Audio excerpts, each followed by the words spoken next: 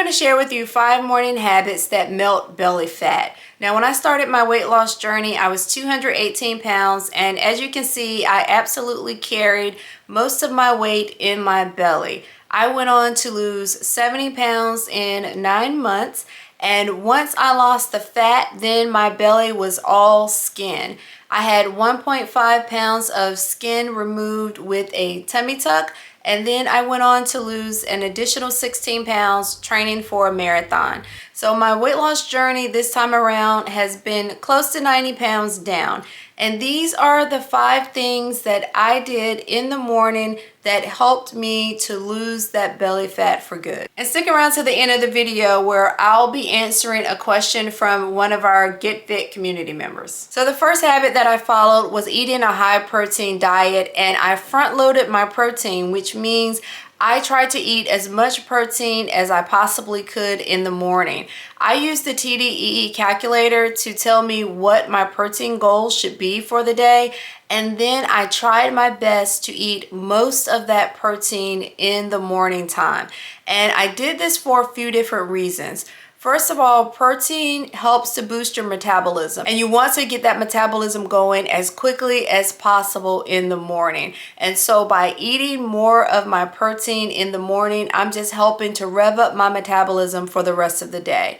The second thing that protein does is it reduces hunger cravings, and it helps you feel fuller longer. Before I focused on front loading my protein in the morning, I would get mid-morning cravings and nothing would get done until I could satisfy that craving. And typically what I was doing was picking up some sort of sugary snack, and it wasn't fulfilling the hunger craving, it was just giving me a quick hit of sugar. But once I started to front load my protein, that craving that always kicked in right around mid-morning seemed to go away.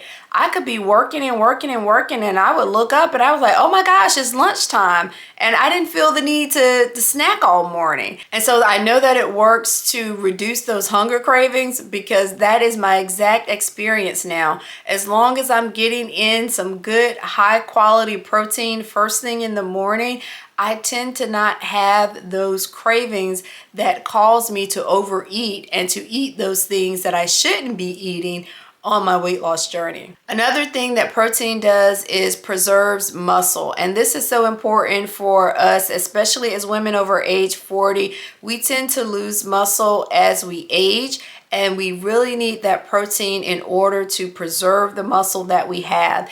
And if you're active like I am, where you're doing cardio and you're doing strength training, then you need that protein to fuel those workouts. You need that protein to help you to preserve the muscle that you have, because that muscle is going to be key to fat loss. You need muscle to burn fat.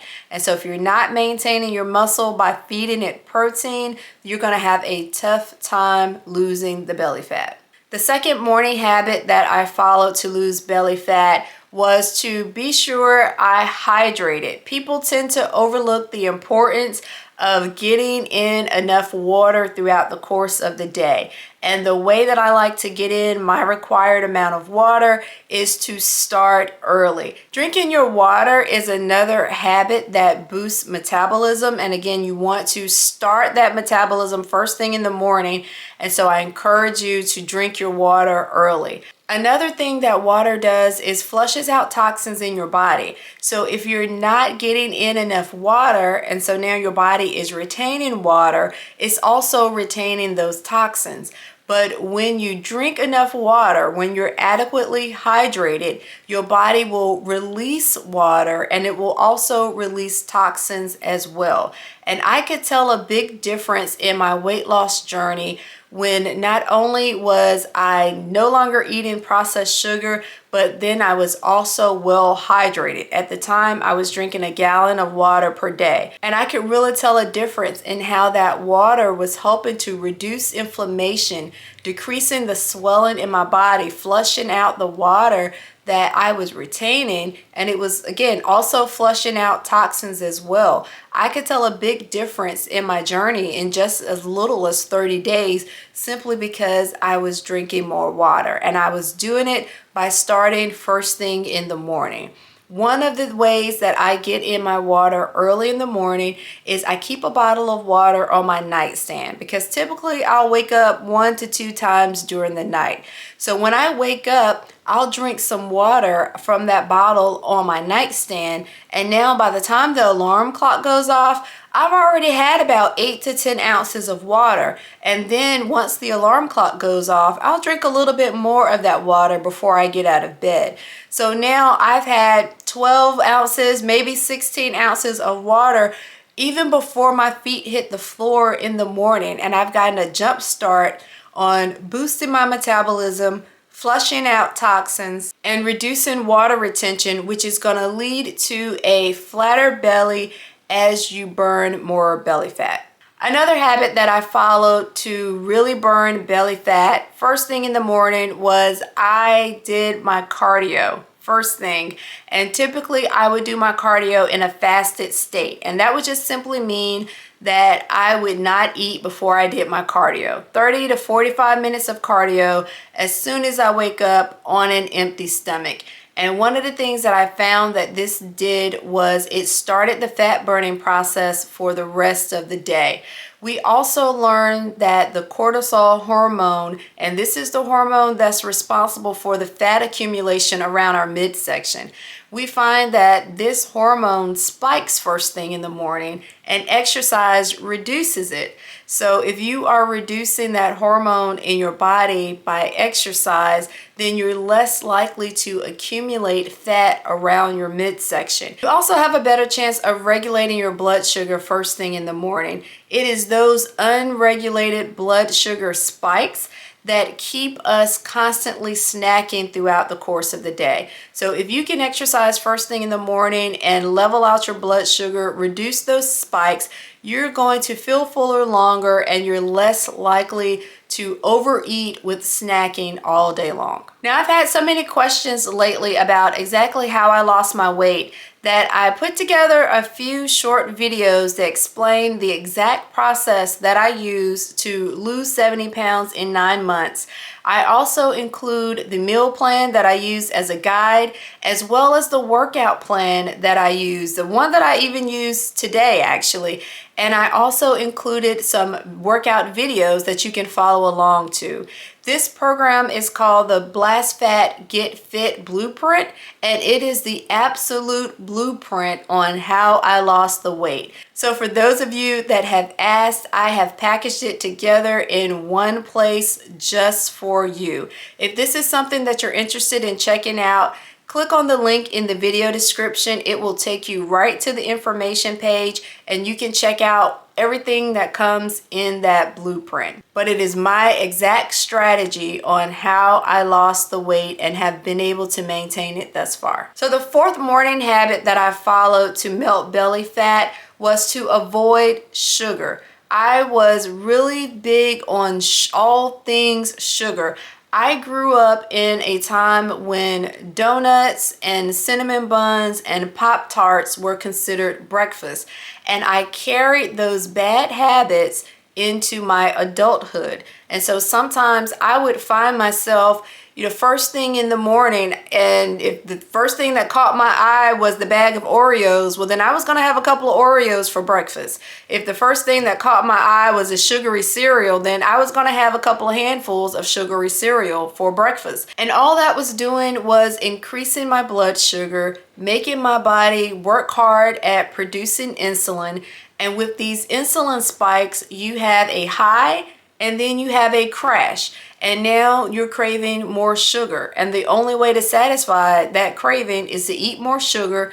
And here comes the insulin spike again, which is going to be followed by another crash. And so you get into this cycle where you're constantly feeding this craving with sugar, and now your body is working overtime to produce insulin. And it gets to the point where your body says, okay, I give up, I can't keep up, so I give up. And now everything that you eat is being stored as fat. That is how I ended up with all of that excess fat around my midsection. My body just simply gave up because of all of the sugar that I was eating, and now it was just simply storing it around my midsection, and I ended up looking like this. So what I found was that eating high protein, some good fiber, and some healthy fat really did help to even out my blood sugar levels. I was avoiding those insulin spikes that made me always crave sugar, and now I'm feeling fuller longer. I can make it through the day without snacking and overeating. And because of that, my body was finally able to start releasing that fat around my midsection. But I had to put down the sugar, and not just sugar in the morning. I had to put down the sugar for good. And so I ended up going cold turkey on processed sugar. Now, I still ate natural sugar if it occurred naturally in the food. Think fruits. I still ate that. But just by simply reducing that processed sugar that I was eating, and especially the processed sugar first thing in the morning, the sugar that I was eating for breakfast, it really did help to kickstart the fat burning process in my body and to really melt off that belly fat. So the fifth habit that I followed to burn belly fat was I took the time to meal plan. Now, I'm not very good at meal prepping, but I am very good at meal planning. And simply what I mean by meal planning is I took the time in the morning to think about what it was that I was going to eat throughout the course of the day. And I made sure that I had those things handy, or I knew how I would get them. So for instance, if I knew that I was going to be at work in the office all day long, I was going to take with me a couple of protein shakes, because that is typically my go-to when I want to reach for something to snack on, or so if I'm feeling a little hungry but it's between meals, then I'll typically reach for a protein shake. And so I knew that if I was going into the office that day, I would grab a couple of protein shakes and I would take them with me to the office. I knew that if I was going to be at the office all day, then I was going to have to figure out a way to eat lunch. So now, am I packing a lunch? Am I going to eat out? If I decided that I was going to eat out for the day, okay, where are you going to eat? And typically I have a couple of different places near my office that are my go-to spots. There are so many places near my office where I probably shouldn't step foot in them because they don't align with my nutrition goals, but there are a few places that are my go-tos. But the key for this to me was being sure that I actually took the time to plan it out in the morning so that I wasn't impulse eating at lunchtime. So it didn't, the clock didn't strike 12 and I'm like, oh my goodness, what am I gonna eat? Let me go downstairs and grab a burger. No, I knew already what the plan was for that day. Either I had packed a lunch and that's what I was going to eat, or if I was going to go out, I already had scoped out what I was going to eat from whatever place around town, and I knew exactly how that would align with my nutrition goals. Another thing that this meal planning did for me was that it helped me with what is called decision fatigue. I make decisions all day long at work, and so sometimes I am just completely out of decisions. And so if I've already thought about and planned out what I'm going to eat first thing that morning, then that's one less decision that I have to make. And I don't have the potential to fall into that trap of emotional eating because the morning was so stressful and oh my gosh, now I need a burger and fry to compensate. I already know, I already have planned out exactly what I'm going to eat. And so it doesn't matter what the day has been like for me. I've already got a plan for my lunch for the day as well as my snacks so that I'm not going off plan. I can account for my nutrition for the day. And it just doesn't matter how stressful the day has been, how many decisions I've had to make. That is one decision that's already made for me and it's good for my health. All right, so I'm going to answer a question from one of our Get Fit community members. Simply Me 228 asked, how do you fix the apron belly? This is a great question, Simply Me, and my simple answer is I didn't. Once I lost the belly fat, I was left with nothing but loose skin around my abdomen, and it was really starting to impact my workouts. I would do planks and it would fall out of my compression pants. I would run, and I have videos of me running on the treadmill and my loose skin was falling out of my compression pants, and I'm constantly pulling up my tights trying to keep it up over that loose skin. Eventually, I just decided to have a tummy tuck, and I know that this isn't for everyone, but it was the best decision that I could make for me. It was just really starting to impact my workouts, and because my workouts were a key part of my weight loss journey and my weight maintenance journey, I felt that I needed to be as comfortable as possible when doing them. So I did end up having the tummy tuck, and they cut away 1.5 pounds of loose skin. And so as much as I did not want to have plastic surgery, I absolutely ended up having to do so because there was just no amount of dieting or exercise that was going to get rid of that loose skin. In fact, what I found was that the more fat that I lost, the looser the skin got, and it just, again, was just getting in the way of my workouts, and so I decided to have it removed. Thank you so much for the great question. All right, so if this video has been helpful to you, take a moment and give it a thumbs up. And if you haven't joined the Get Fit community yet, take a moment and hit the subscribe button. I would love to have you here as part of our community. Take care, and I'll see you in the next video.